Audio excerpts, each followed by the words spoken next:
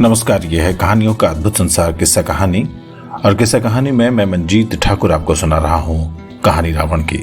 इसे उपन्यास की शक्ल में लिखा है आचार्य चतुरसेन शास्त्री ने और इस उपन्यास का नाम है व्यंग्यरक्षामा। व्यंग्यरक्षामा में अब तक आपने सुना कि मेघनाद भगवान शिव को प्रसन्न करने के लिए यज्ञ करने जाता है और लक्ष्मण, विभीषण और कुछ वानरवीर वहां पहुंच जाते हैं। अब विभीषण और मेघनाद का आमना सामना होता है, दोनों में कुछ संवादों का आदान प्रदान होता है। इसके बाद क्या होता है सुनिए आगे। मेघनाद ने गरज कर विभीषण से कहा, तुमने धर्माश्रय लिया है। किस धर्म के मत से तुमने भ्रातृत्व और जातित्व को तिलांजलि दी है? इस क्षण हठात सौमित्री ने सावधान होकर दिव्य धनुष से बाण वर्षा आरंभ कर दी। मेघनाद के शरीर में बाण छिद छिद कर रक्त की धार बह उठी। मेघनाद ने आहत पशु की भांति चित्कार करते हुए कहा, रे अधम चोर ठहर। उसने यज्ञ पात्र घंटा उठाकर लक्ष्मण पर फेंकने आरंभ किए। लक्ष्मण ने दिव्य धनुष से चौमुखी बाण वर्षा कर मेघनाद के अंग प्रत्यंग को छलनी कर दिया। वो बचने के लिए इधर उधर दौड़ने लगा।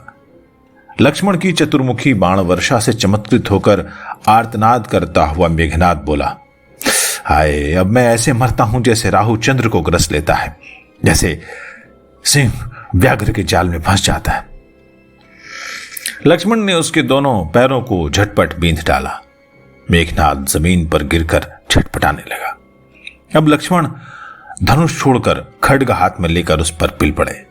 उन्होंने बारंबार निर्दय आघात करते हुए कहा, रे मर अधम मर, मर रे देवों के शत्रु मर, पृथ्वी का अशांत करने वाले मर।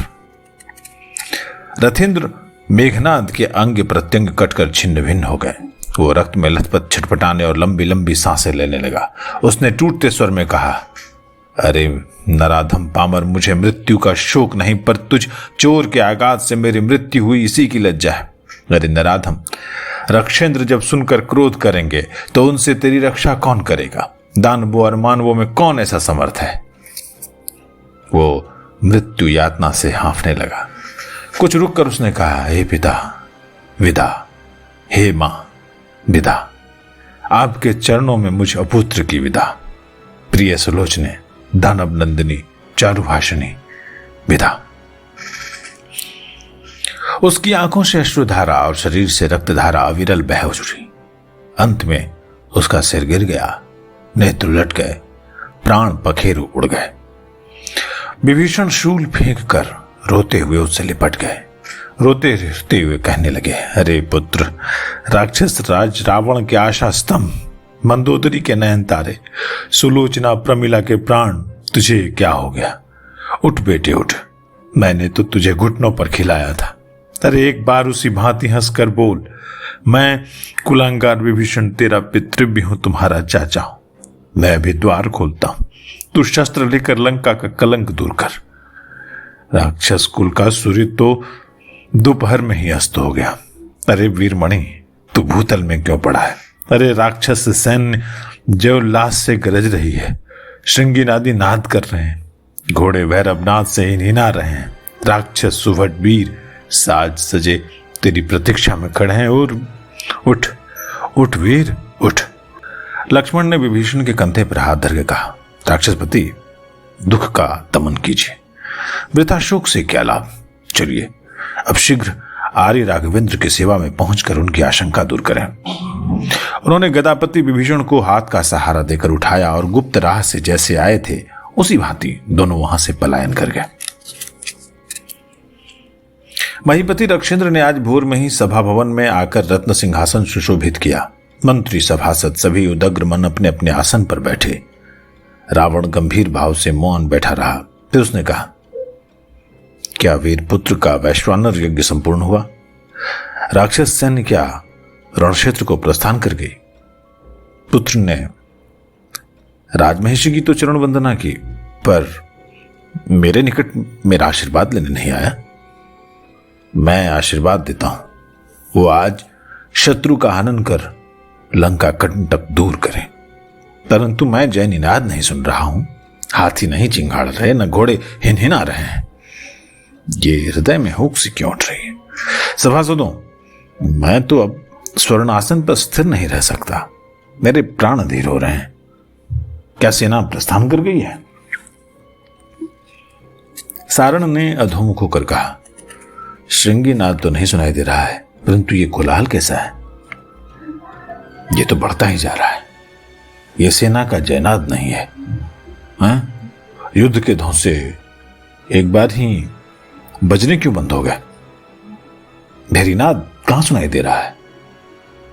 रावण ने विकट दृष्टि से चारों ओर देखा। इसी क्षण एक चर ने आकर हे परमेश्वर, हे परमेश्वर, हे महिदेव कहता हुआ वो उपचार भूमि पर गिर गया। और इसके बाद 2, 4, 10, 5, 100। ये क्या? कोई बोलता क्यों नहीं? रावण ने गरज कर कहा। परंतु दूतों के मुख से बात नहीं फूटी। वे रक्षा करो कहकर सिर धुनते हुए भूमि पर पड़े रहे। रावण का मन हाहाकार कर उठा। उसने कहा, कोई भी कुछ नहीं कहता। ये सब तो अक्षत है, निरापद है, फिर इतने कातर क्यों है? रक्षेंद्र मणिपीठ त्याग कर खड़ा हो गया। उसने कहा, अरे कहो, क्या संवाद है?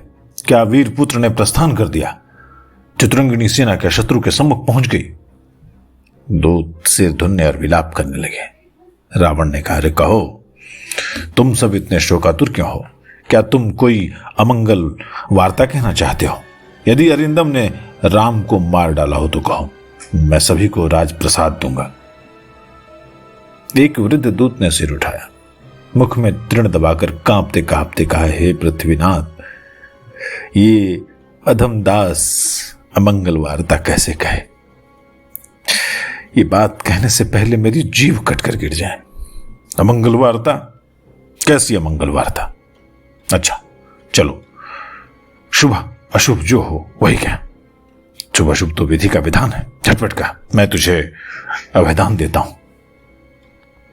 ये जगदीश्वर मृत्युंजय रथींद्र इंद्रजीत युवराज का निकुंभला यज्ञागार में किसी अज्ञात छली ने वध कर डाला। उनका रक्त प्लुत अंग भंग निष्प्राण शरीर यज्ञ भूमि में पड़ा है। यह सुनते ही रावण कटे वृक्ष की भांति भूमि पर गिर गया। सभासदों ने दौड़कर मूर्छित महिदेव को उठाया। सहसा सैकड़ों सहस्त्रों राक्षस भट्ट रोते चिल्लाते छाती कूटते सभा भवन में घुस आए। रावण ने चैतन्य होकर अपने चारों ओर देखा। मंत्रीवर सारण ने बद्धांजलि निवेदन किया, हे स्वामी, इस समय आप शोकावेग को नहीं सहेंगे तो राक्षस कुलांगनाओं का चक्षुजल से पृथ्वी डूब जाएगी। हे त्रिलोकजयी, अभी आपको भीमास्त्र से पुत्रघाती का हनन करना है। रावण ने उन्मत्त की भांति कहा, कौन है वो वीर जिसने रणंजय पुत्र का वध किया? महाराज, रामानुज लक्ष्मण ने छद्म वेश में यज्ञागार में प्रविष्ट होकर यह दुष्कृत्य किया है। रथिंद्र जब भगवान वैश्वानर को वेद मंत्रों से अभिमंत्रित कर नील कमल की आहुति अर्पण कर रहा था, तभी सौमित्री ने हठात प्रविष्ट होकर निरस्त्र महारथी का वध कर डाला। रावण ने वज्र गर्जना करके कहा, अरे वीरों, युद्ध साज सज लो। आज मैं इस शोक ज्वाला से विश्व को भस्म करूंगा। सहसा प्रलय गर्जना की भांति सहस्त्र दुंदुभियां बज उठी। महिदेव मत्त गजेंद्र की भांति लड़खड़ाता हुआ अंतःपुर में पहुंचा। मंदोदरी रोते रोते चित्रांगदा और सखियों सहित आकर उसके पैरों से लौट गई। रावण ने आहत पशु की भांति कराकर कहा, प्रिय, धैर्य धारण करो। अभी तुम शून्य गृह में बैठो, मैं इस समय रणयात्री हूं। अभी तो मुझे पुत्र की मृत्यु का बदला लेना है। देवियों, अभी तो मुझे रणसाज सजाकर विदा करो। मिलाप के लिए तुम्हें बहुत समय मिलेगा। मैं तनिक उस कपटी चोर सौमित्री का हृदय विदीर्ण कर उसका हृदखंड निकाल रहा हूं। फिर इस निरर्थक राज्य सुख को तिलांजलि देकर एकांत में बैठकर तुम्हारे पुत्र का स्मरण करूंगा। महिषियों, रोती क्यों हो? ये रोषाग्नि क्या तुम्हारे अश्रुजल से बुझ जाएगी? आज तो गिरिशृंग ही चूर्ण हो गया, चंद्रमा के खंड खंड हो गए, रविमंडल का तेज ही बुझ गया। मंदोदरी ने कहा, देव, राक्षस कुल के अंतिम नक्षत्र तो आप ही शेष हैं। भला हम कैसे आपको उस मायावी राम के सम्मुख जाने दें? हे महाराज, हम कैसे धैर्य धारण करें? राजमहिषियों के विलाप से विचलित होकर रावण ने कहा, जिसके पराक्रम से देवलोक और नरलोक मैंने जय किया, जिसके भय से अतल तल में नाग भयभीत रहते थे, देवेंद्र सुख की नींद नहीं सोता था, जिसके मस्तक पर नृवंश के छत्रपतियों के सम्मुख दास की भांति कंधे पर तीर्थोदक का कलश रखकर देवराट ने अभिषेक किया, उस राक्षस कुलदीप का चोर सौमित्री ने अन्याय पूर्वक पशु की भांति बध कर डाला। वो वीरमणि निरस्त्र ही मारा गया। मैंने व्यर्थ ही देव दैत्य नरकुल को जय किया, झूठा ही जगज्जयी नाम धराया। पर विलाप से क्या? इससे क्या पुत्र फिर से जीव जाएगा? मैं आज अधर्मी सौमित्री का वध करूंगा, नहीं तो लंका में नहीं लौटूंगा। अरे मेघनाद का वध हो गया, ये सुनकर कौन राक्षस जीता रहना चाहेगा? सब कोई चलो सम्मुख समर में पुत्र का शत्रु के रक्त से तर्पण करें। रावण ने अश्रु मोचन किए, मंत्रीगणों ने सिर झुका लिया, सेना ने सिंहनाद किया। दानव नंदिनी सुलोचना प्रमिला ने स्नानादिक से निवृत्त हो अलंकार धारण किए, दासियों ने प्रसाधन किया। एक एक कर उसके अंगों से अलंकार खिसकने लगे। उसने कहा, हरि सखियों क्या हुआ? मणिमय भुजबंद पहनने से मेरा हाथ क्यों दुखने लगा? अंग से अलंकार क्यों खिसकने लगे? ये मेरा दाहिना नेत्र फड़का। अरे वासंती, वीरेंद्र चूड़ामणि यज्ञकार में वैश्वानर की पूजा कर रहे हैं, तो भी जाकर उनकी सेवा में मुझ दासी का निवेदन कर कि वे आज रणांगन में न जाए। आज न जाने क्या मेरा मन तो डूबा जा रहा है। वासंती ने कहा, देवी तनिक सुनो तो, यह आर्तनाद कैसा है? कौन रो रहा है? अरे शत सहस्त्र कंठ रो रहे हैं। सुन रही हूं। सेना का हुंकार बंद हो गया, दुंदुभु की गर्जना विलीन हो गई, श्रृंगीनाद नहीं सुनाई दे रहा, हाहाकार और रोदन ध्वनि बढ़ती जा रही है। अरे ये सब पूर्ववासी क्यों रो रहे हैं? इंद्रजीत के रहते लंका पर अब ये कौन सी विपत्ति आई है? चलो देखो तो महिषी के मंदिर में क्या हो रहा है। अधीर होकर वो अर्ध वस्त्रालंकार पहने ही सखियों सहित महिषी सदन की ओर गिरती पड़ती चली। पीछे पीछे सब सखियां, जहां वातावरण घोर क्रंदन से कंपित हो रहा था, जहां मेघनाद के निधन समाचार शत सहस्त्र सुखों के हाहाकार के साथ निकल रहे थे।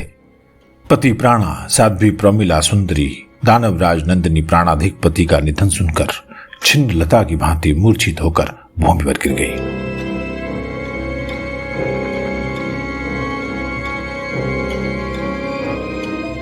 अब राम और रावण के युद्ध में क्या मोड़ आता है, ये आप सुनेंगे अगले एपिसोड में। अगर आपको रावण की ये कहानी अच्छी लग रही है तो हमारे चैनल को सब्सक्राइब करें, लाइक करें और इस कहानी को शेयर करें, अपने बच्चों को सुनाएं। आवाज आप सुन रहे थे मंजीत ठाकुर की। कहानी वयंग रक्षामा, उपन्यासकार चतुर्सेन शास्त्री। नमस्कार।